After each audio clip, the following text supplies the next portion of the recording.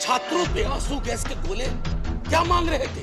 चांद नहीं मांग रहे थे, नौकरी मांग रहे थे। और वो 2 करोड़ वाला भी ना मेरे घर के एक कमरे में लाशें सड़ रही हैं, तो क्या तुम दूसरे कमरे में प्रार्थना कर सकते हो? मेरी बेटी की एक साथ में लड़की पढ़ती थी, 2 बेटियां थी, माता पिता 1 हफ्ते के अंदर दुनिया से चले गए, उसको नंबर बताएंगे हम?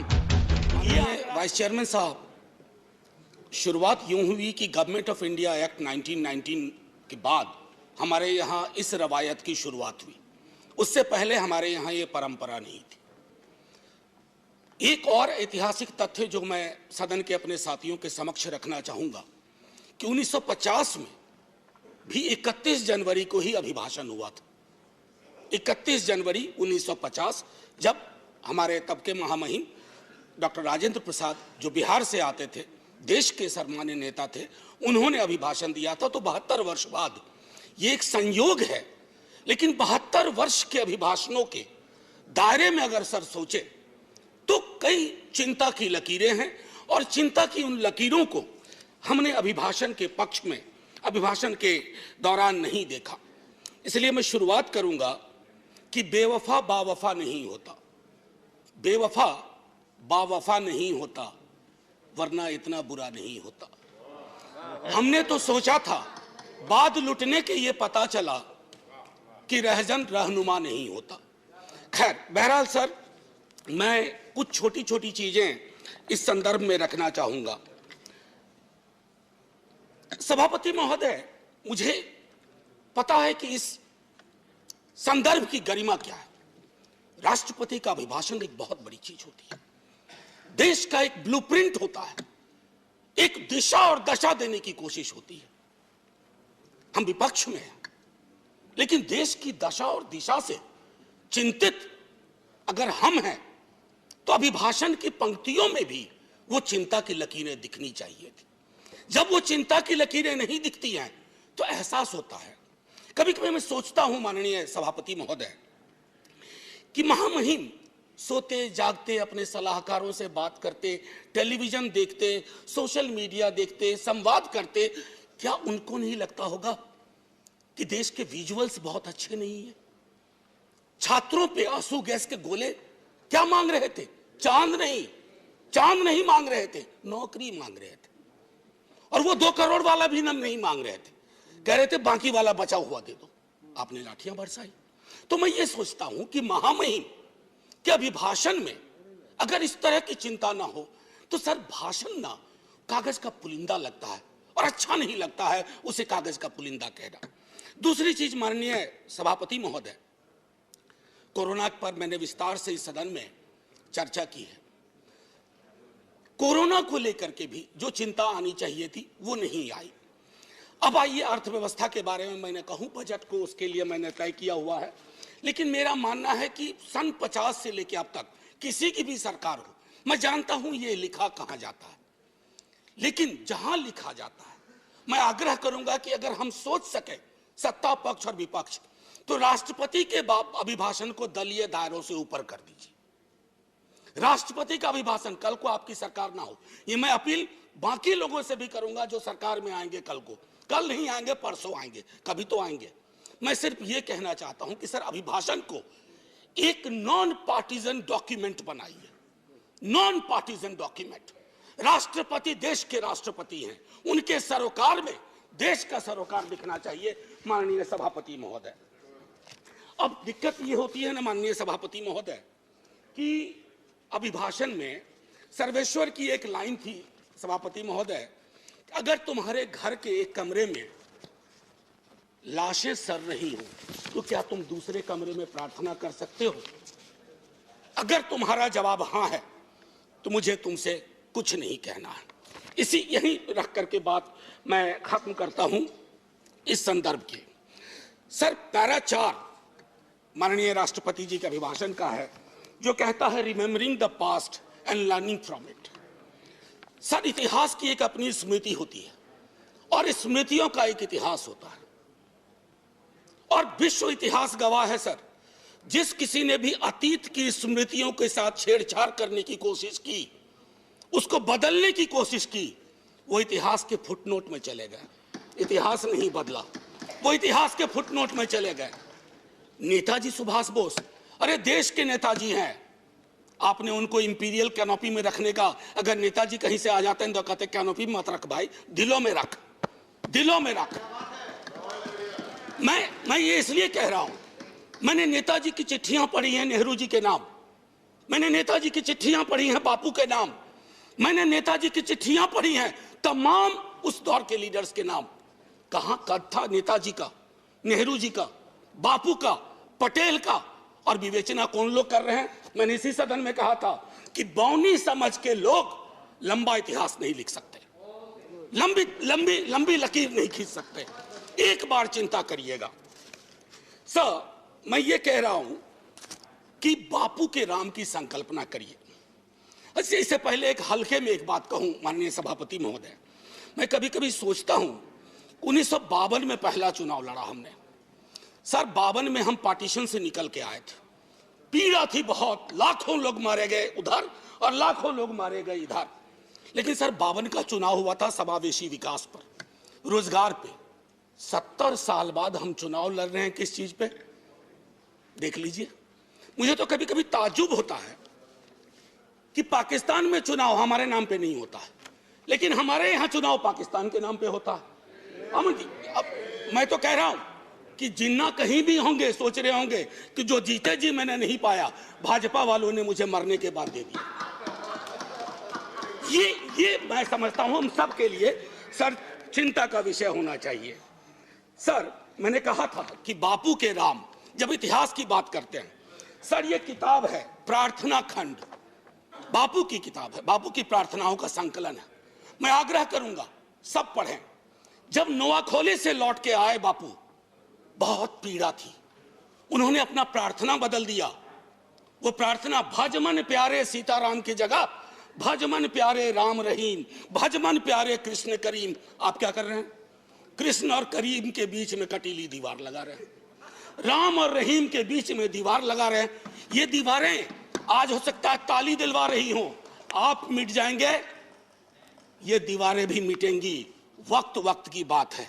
बस एक बार सोचेगा जरूर, क्योंकि बापू पे माल्यार्पण आप भी करते हैं और बहुत, बल्कि आप चश्मे पे कर दिया, आपने महदूद कर दिया। बापू का चश्मा लीजिए, बापू को चश्मे में मत रखिए, ये मेरा आग्रह होगा। एक चीज तो ये थी सर, माननीय सभापति महोदय, कोविड के संदर्भ में मैं बोलूंगा नहीं, मैंने पहले ही कहा, इश्तेहारबाजी हो रही है। जो सरकारें, मैं सिर्फ केंद्र को नहीं कह रहा हूं, जो सरकारें कोविड के वक्त में नदारद थी, सोशल मीडिया गवाह है, वो सरकार 4 पन्ने का इश्तेहार दे रही है। अब पहले नेता लोग काम करते थे तो लोग कहते थे अरे सोच दम ईमानदार है, काम दमदार है। अब लगता है दूसरे का भरोसा नहीं, खुद ही छपवा दो, सोच ईमानदार काम दमदार। अरे लोगों को बोलने दीजिए। अब देखिए सर, दूसरी चीज कोविड के संदर्भ में मैं आपको कहूंगा, जब आप कहते हैं ना कि फलाने की तुलना में यहां इतने कम मरे वगैरह, 18 से तुलना करते हैं, सर जिन परिवारों के चिराग गुम हुए ना, उनके लिए मौत आंकड़ा नहीं है सर। मेरी बेटी की एक साथ में लड़की पढ़ती थी, 2 बेटियां थी, माता पिता 1 हफ्ते के अंदर दुनिया से चले गए। उसको नंबर बताएंगे हम कि ये आंकड़ा है तुम्हारे बाबूजी का, ये आंकड़ा है तुम्हारी मां का। ये नहीं होना चाहिए सर, इतनी तो संवेदनशीलता होनी चाहिए, सरकार किसी की भी हो सकती। सर समानता और बंधुत्व के संदर्भ में बाबा साहब भीमराव अंबेडकर की चर्चा की गई है। सर मैं क्या कहूं, ये महादेव गोविंद रानाडे लेक्चर है। बस मैं कहना, बाबा साहब ने एक बात बार बार कही थी, वो कही थी कि भैया डेमोक्रेसी को सबसे बड़ा खतरा है हीरो वर्शिप, उससे बचा लेना। लेकिन हमने क्या किया है, पूरी की पूरी डेमोक्रेसी को हीरो वर्शिप में तब्दील की है। आप कहिएगा पहले भी हुआ था, अरे जब पहले हुआ तो अच्छा नहीं था, अगर आज हो रहा है तो बुरा है। क्या हो गया सर, आजकल देखिए शब्दावली बदल गई है। वाजपेयी जी की सरकार एनडीए गवर्नमेंट कही जाती थी, या आपकी भी सरकार शुरू में जब बनी थी तो एनडीए गवर्नमेंट या बीजेपी गवर्नमेंट, अब कहते हैं मोदी गवर्नमेंट, अब हो गई ये केजरीवाल गवर्नमेंट। सर ये जो बीमारी है ना, पूरी सरकार व्यक्ति केंद्रित हो जाएगी ना सर, तो डेमोक्रेसी में दिक्कत क्या हो जाती है कि डेमोक्रेसी को सबसे बड़ा खतरा डेमोक्रेसी को सबसे बड़ा खतरा कल्ट से होता है। If a leader becomes a cult, first the internal democracy is destroyed, then democracy everywhere is destroyed and everybody will suffer. आज भूपेंद्र जी ने किताब लिखी है राइज ऑफ बीजेपी। मैं समझता हूं बीजेपी कहीं अगर ऐसे हालात रहे, he has to write another book, fall of BJP. Sir, अब मैं ये कहना चाहता हूं, जब प्रजातंत्र का मूल है अपने साथियों के लिए आदर और सम्मान की भावना। प्रोफेसर जी, में बहुत अच्छा लगता आपका टाइम। सर मैं बस एक आध 2 मिनट लूंगा, उससे ज्यादा नहीं। सर मैं ज्यादा वक्त नहीं लूंगा, इसलिए भी कि वक्त भी अच्छा नहीं चल रहा है। सर, माननीय महामहिम कहते हैं प्रजातंत्र का मूल है अपने साथियों के लिए आदर और सम्मान की भावना। मैं आग्रह करूंगा सबों से, सिर्फ आपसे नहीं, हमारी शब्दावली क्या हो गई है एक दूसरे के लिए। हम युद्ध की शब्दावली का इस्तेमाल करते हैं, हम चुनाव लड़ते हैं एक दूसरे के खिलाफ। किस तरह की शब्दावली का बिहार चुनाव में प्रयोग हुआ और किस तरह की शब्दावली का अभी चुनावों में प्रयोग हो रहा। अरे चुनाव कोई जीते, कोई देशद्रोही नहीं है इस देश में। हमारे आपकी संकल्पना में फर्क हो सकता है। ना मैं आपको देशद्रोही मानूंगा, ना आपको अधिकार देता हूं कि आप मुझे देशद्रोही कहें, क्योंकि तराजू पे तौलिएगा तो शायद चिंता आपको अपनी होगी, मेरी नहीं होगी। ये मैं कहना चाहता हूं। कहां से देशद्रोह का मामला आ गया? सर अब मैं एक एक कह करके खत्म ही करूंगा। मैंने पहले भी कहा था और दोहरा रहा हूं। सर ये जो पूरा का पूरा डिस्कोर्स है, विमर्श है, सबको बैठ करके राजनीतिक विमर्श बदलना चाहिए, सब खत्म हो जाएगा। सर अब आइए पारा 15, 1 मिनट और लूंगा, 1-1.5 मिनट। फूड सिक्योरिटी को लेकर के बड़ी बड़ी बातें होती है। सर गोदाम से पेट तक की यात्रा सुनिश्चित नहीं करवा रहे हैं आप अन्न का भंडारण आपको है, लेकिन हासिल क्या है? 116 मुल्कों में आप 101वें नंबर पे हैं। भूखमरी, पेट की लानत सबसे बड़ी लानत होती है। अगर मंदिर भी बनवा रहे हैं तो उसमें प्रसाद चढ़ाने के लिए पैसा चाहिए। अगर मजार पर जा रहे हैं चादर चढ़ाने के लिए पैसा चाहिए। लोगों के पास कुछ बचा नहीं है। ये चिंता नहीं होनी चाहिए। मैं जानबूझ करके प्रेस फ्रीडम इंडेक्स की बात नहीं कर रहा, मैं जानबूझ करके डेमोक्रेसी इंडेक्स की बात नहीं कर रहा हूं, क्योंकि शांता छेत्री जी के सवाल को खारिज करके आपने विंडिकेट कर दिया कि उनकी भावना क्या थी। सर पैरा 70 आखिरी ही है। पैरा 70 में आते हैं एक भारत श्रेष्ठ भारत। सर बिहार इसमें आता है या नहीं आता? या बिहार से 39 सांसद ले लिए, बिहार का काम खत्म? सर मैंने पहले भी कहा था, अब बिहार ज्वालामुखी के ढेर पे है। लालू जी के टाइम से उस सदन में बात शुरू हुई, फिर राबड़ी जी हमारे मुख्यमंत्री, अभी नेता प्रतिपक्ष मुख्यमंत्री नीतीश कुमार जी और पूरा भी भाजपा का बिहार विधानमंडल दल हाथ जोड़ के प्रधानमंत्री जी से कहा कि प्रधानमंत्री जी बिहार को विशेष राज्य का दर्जा दीजिए। ये खैरात नहीं है। बिहार नहीं तरक्की करेगा तो देश की तरक्की में कभी 4 चांद नहीं लगेंगे, 2 चांद छूट जाया करेंगे, क्योंकि वो दोनों चांद पूर्वांचल से आएंगे। इसका आपको ध्यान रहे।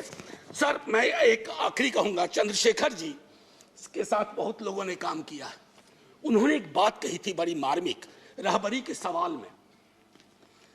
घर के डिजाइन में आमतौर पर मतभेद हो सकता है सामान्य दिनों में, लेकिन जब घर में आग लगी हो ना तो डिजाइन में मतभेद नहीं होता है, सबको मिलकर आग बुझाना चाहिए। आज वो परिस्थितियां हैं।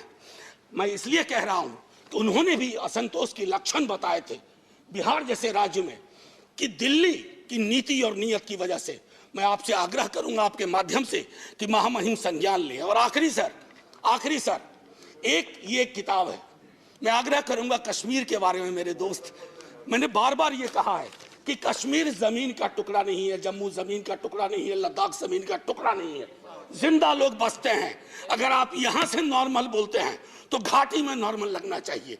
और मैं इसलिए भी कहूं कि ये लाल चौक एक यंग लड़के ने लिखी है, सर बिहार का लड़का है, उसने ये बात लिखी है और कहा है कि नॉर्मैलिटी कैसे रिस्टोर की जा सकती है। सब पढ़ें। और आखिरी में sir 14 please conclude. 30 second sir, north east के बारे में चर्चा हुई। 14 सिविलियंस की बर्बर हत्या हुई। क्या वो भारत के नागरिक नहीं थे? क्या उनके लिए एक शब्द नहीं होना चाहिए था? इसलिए मैं कह रहा हूं कि अभिभाषण सादा डॉक्यूमेंट ना हो, दर्द और पीड़ा हो। उसमें सब कुछ हो, ताकि वो हमारा अभिभाषण हो, आपका अभिभाषण हो, सबका अभिभाषण हो। बस इतना कह करके सर, जय हिंद। Thank you. Now